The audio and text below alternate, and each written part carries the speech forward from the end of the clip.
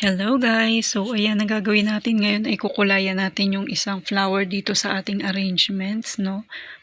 Kasi parang gusto kong i-enhance yung kulay niya.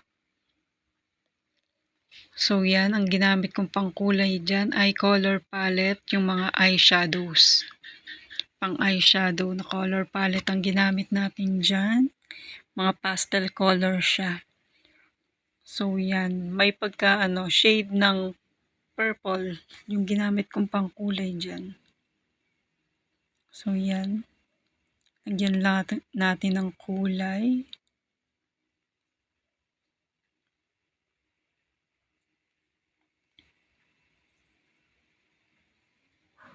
Yan.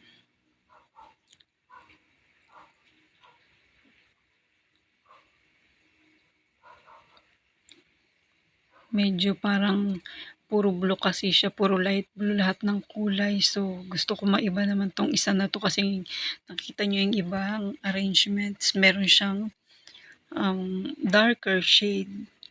So, yan. Lagyan naman natin yung gitna nito ng ibang shade para medyo gumanda yung kulay niya.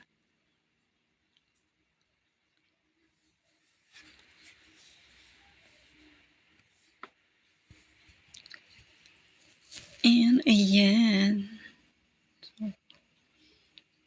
Medyo matagal nga lang magkulay pagka ang gamit mo ay yung pang makeup, no? Pang eyeshadow. Hindi kagaya siguro pag mga parang crepas, yung mga oil pastels. Yan, medyo madaling gamitin.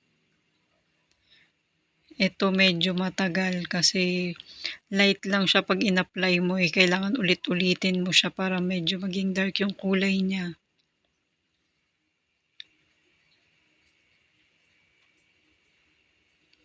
So yan, medyo hinahawi-hawi ko ng konti yung mga pollen ng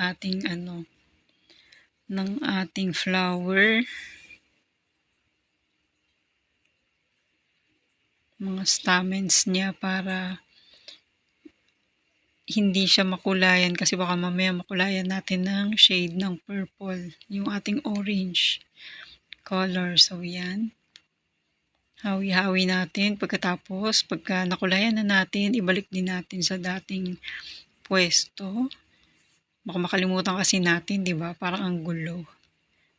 So, yan.